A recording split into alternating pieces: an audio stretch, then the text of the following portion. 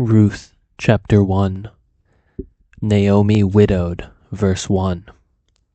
In the days when the judges ruled, there was a famine in the land, and a man of Bethlehem in Judah went to sojourn in the country of Moab, he and his wife and his 2 sons.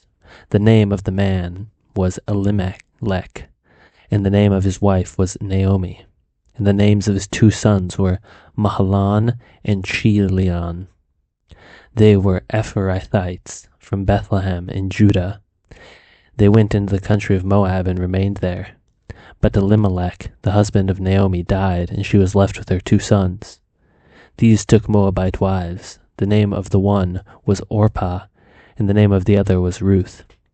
And they lived there about 10 years. And both Mahlon and Chilion died, so that the woman was left with without her 2 sons and her husband. Ruth's loyalty to Naomi, verse 6. Then she arose with her daughters-in-law and returned from the country of Moab, for she had heard in the fields of Moab that the Lord had visited his people and given them food. So she set out from the place where she was with her 2 daughters-in-law, and they went on the way to return to the land of Judah. But Naomi said to her 2 daughters-in-law, "Go, return each of you to her mother's house. May the Lord deal kindly with you as you have dealt with the dead and with me. The Lord grant that you may find rest, each of you, in the house of her husband." Then she kissed them, but they lifted their voices and wept. And they said to her, "No, we will return with you to your people." But Naomi said, "Turn back, my daughters. Why will you go with me? Have I yet sons in my womb, that you may become your husbands? Turn back, my daughters, go your way, for I am too old to have a husband. If I should say I have hope, even if I should have a husband this night, and should bear sons, would you therefore wait till they are grown? Would you therefore refrain from marrying? No, my daughters, for it is exceedingly bitter to me, for your sake, that your hand of the Lord has gone out against me."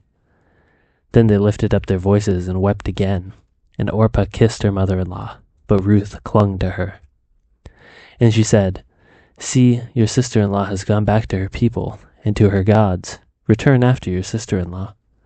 But Ruth said, "Do not urge me to leave you or to return from following you. For where you go I will go, and where you lodge I will lodge. Your people shall be my people, and your God my God.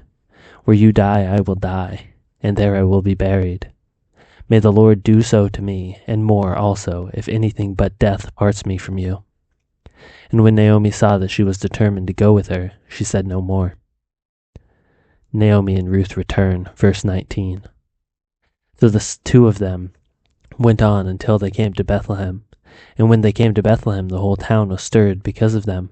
And the woman said, "Is that Naomi?" And she said to them, "Do not call me Naomi. Call me Mara, for the Almighty has dealt very bitterly with me. I went away full, and the Lord has brought me back empty. Why call me Naomi, when the Lord has testified against me, and the Almighty has brought calamity upon me?" So Naomi returned, and Ruth the Moabite, her daughter-in-law, with her, who returned from the country of Moab, and they came to Bethlehem at the beginning of the barley harvest.